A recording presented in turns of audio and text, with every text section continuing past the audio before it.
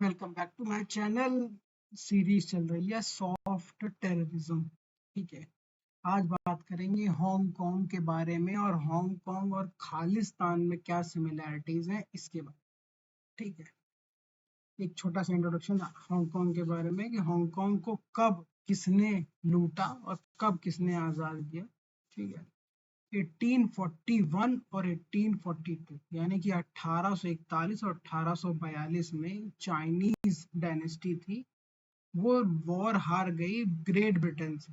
ठीक है, उनका कुछ डिस्प्यूट चल रहा था ओपीएम को लेके, है ना, वो ओपीएम को लेके, और वो जो है लड़ाई हार गए और उन्होंने जो है द पोर्ट ऑफ हांगकांग, एक बड़ा सा इलाका जो है वो ब्रिटिश एम्पायर को जो है दे दिया था कि ये हमारी तरफ से ट्रीटी साइन करके हम आपको दे रहे हैं।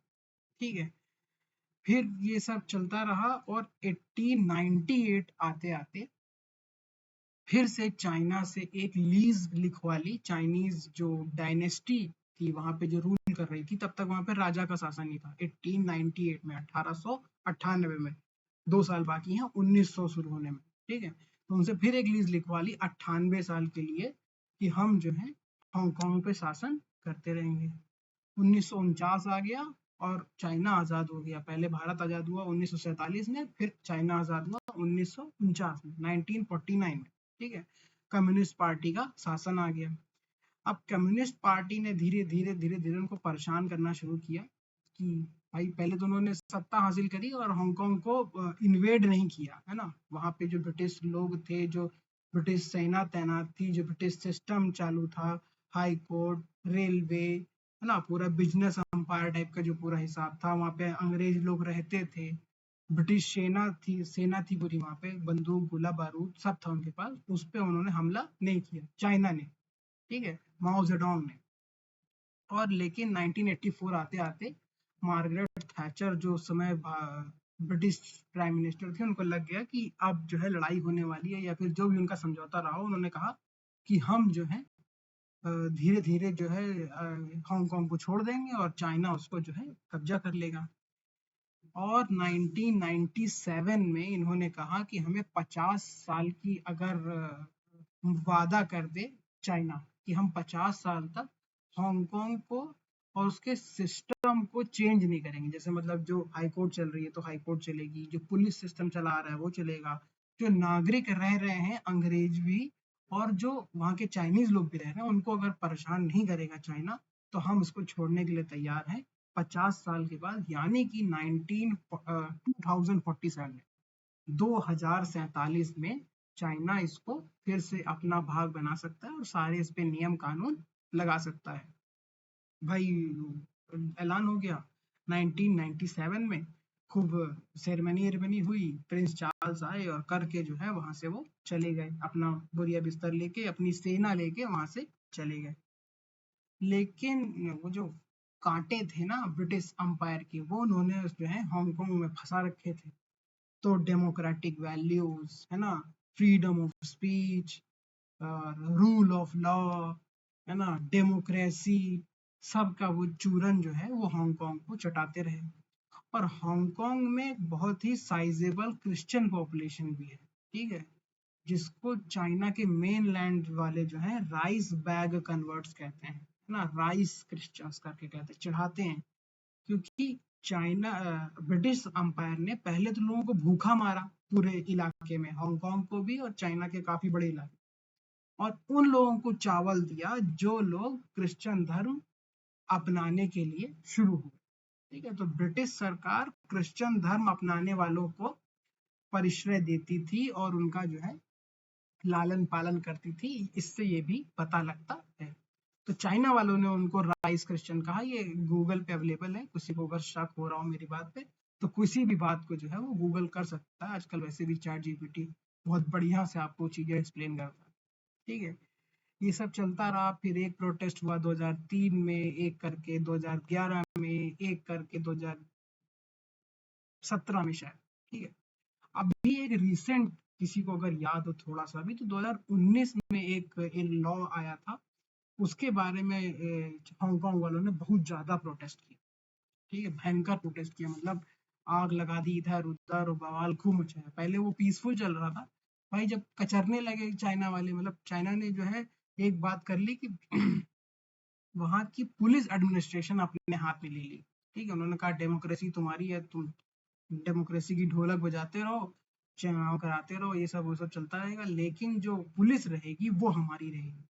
ठीक है। अब भाई डेमोन्स्ट्रेशन 2011 वाला तक तो उन्होंने जो है थोड़ा आराम से पीटा पाटा। ठीक है भाई, थोड़ा मारा थोड़ा छोड़ा, थोड़ा नेगोशिएशन चलता रहा। अब 12 में आ गए थे सी जिनपिंग। ठीक है, उन्होंने करके 17 में एक और डेमोन्स्ट्रेशन कराया, और 19 में एक ऐसा नियम पारित कर दिया कि हांगकांग में अगर कोई अरेस्ट होगा तो उसको हम चाइना ले जाके जो है उसकी खातिरदारी करेंगे, उसको जेल में रखेंगे चाइना में। इससे मसला जो है बढ़ गया भयंकर तरीके से। हांगकांग वाले डर गए कि यार ये तो बहुत खराब चीज है, कि चाइना ले जाके बहुत मारेगा, और वहां पे कोई राइट वाइट तो देगा नहीं, और कोई फ्रीडम तो है नहीं प्रेस की, तो एक बार अगर चाइना पहुंच गए बहुत मारे जाएंगे। खूब इन लोगों ने प्रोटेस्ट किया। ठीक है, वेस्टर्न मीडिया ने fall of democracy, democratic values, दुनिया का जो है चूरन बेचा। सिर्फ और सिर्फ मुद्दा ये था कि चाइना, हांगकांग के लोग गाली देते रहे चाइनीज सरकार, जबकि चाइनीज सरकार ने एज पर लोगों के खिलाफ कभी कुछ काम नहीं किया है। उनका फ्रीडम ऑफ एक्सप्रेशन पे एक ये रहता है कि आप चाइना के एडमिनिस्ट्रेशन को गाली नहीं दे सकते, सी जिनपिंग को नहीं कह सकते हैं, और बड़े प्रोजेक्ट्स को जो है रोक वोक नहीं सकते, उस सब पे उनका वो रहता है। ठीक है, लेकिन हांगकांग वाले जो 4-10 नेता थे, उनको उसको गाली देने का भी हक चाहिए था। और इधर से लंदन, अमेरिका और सब के सब जो है लाइन लगाए खड़े थे। अब ये सब चल रहा था, तभी जो है उसने मन बना लिया कि इस बार तो जो है हमारी सरकार आएगी, है ना, इस बार जिनपिंग की सरकार। तो भाई उसने फिर जो है कचरा धर के पहले टारगेट किया कौन कौन है जो परेशान कर रहा है, फिर टारगेट किया कौन कौन इसमें से कमजोर है ना। तो जैसे दौड़ाया, तो जैसे भाग के आदमी नहीं दुकानों में भाग गया, वहां भाग गया, वहां जो मिल गया उसको इतना मारा कि जब तक वो रोने नहीं लगा। ठीक है, करते करते भाई धीरे धीरे प्रोटेस्टर्स जो है कम होते चले गए। 2019 में शुरू हुआ था प्रोटेस्ट, 20 में आ गया कोविड, तो उसको और वो मिल गया कि भाई असेंबली करना ही मना है, आप इकट्ठे नहीं हो सकते हो क्योंकि कोरोना चल रहा है। और करते करते जो है फिर उसने 15-20 एडिटर्स को जेल में डाल दिया। जितने लोग लड़ाई लड़ने के लिए हामी भर रहे थे वो सब देश छोड़ के भाग गए। 2 लाख लोग, जिसमें 70 लाख टोटल पॉपुलेशन है, 70 लाख के आसपास, 7 मिलियन के आसपास पॉपुलेशन है, इसमें से 2 लाख लोग जो हैं हांगकांग छोड़ के भाग गए। कुछ अमेरिका बस गए, ऑस्ट्रेलिया बस गए, बहुत ज्यादा लोग ब्रिटेन गए, क्योंकि उनको ब्रिटेन से ज्यादा लगाव था, है ना, वहीं वहीं के कन्वर्ट थे वो लोग, है ना, पहले धर्म परिवर्तन तो करा ही दिया था, तो उनसे उनको ज्यादा प्रेम था ब्रिटेन से, तो सबसे ज्यादा ब्रिटेन ही भाग गए, है ना। कुछ ताइवान गए, कुछ इधर उधर गए, सब करके गायब हो गया, और वो चला नहीं। तो शुरुआत में ये बोला था आप लोगों से कि इसका खालिस्तान से कैसा रिश्ता है ना। खालिस्तान से इसका यूं रिश्ता है कि इसको भी अंडे की तरह से रहा था वेस्ट, और वेस्ट का पूरा इकोसिस्टम आज 20-25 सालों से, बल्कि और ज्यादा मान लीजिए, है ना। 1997 में वादा किया था मार्गरेट थैचर ने, तो 3 साल उधर और 20 साल इधर, 22 साल से रहा था, है ना, उसको अंडे की तरीके से कि इसको जो है हम डेमोक्रेसी जिंदा रखेंगे वहां पे। और यही हाल खालिस्तान का भी है। 1984 और 80 में पहली बार इंदिरा गांधी की हत्या हुई, उसके बाद से लोग यहाँ से भागना शुरू हुए। जब भाई पकड़ने, जैसे मूवमेंट में बहुत लोग जुड़ते हैं ना, तो भिंडरेवाला के साथ भी बहुत सारे लोग जुड़े थे, तो उन पे अब क्रैकडाउन की शुरू हुई, तो सब के सब 84 में भागना यहाँ से शुरू हुए। बहुत सारे लोग तो मारे गए होंगे, क्योंकि भाई फर्स्ट में तो पकड़े ही जाते हो आप, जब इस तरह की चीज हो जाती है। किसी को पता नहीं था ना कि इंदिरा गांधी की हत्या कल होने वाली है, तो भाई पकड़े गए बहुत सारे लोग, मार दिए गए, है ना, कुछ लोग को जेल में डाला गया, कुछ लोग को और कुछ किया गया।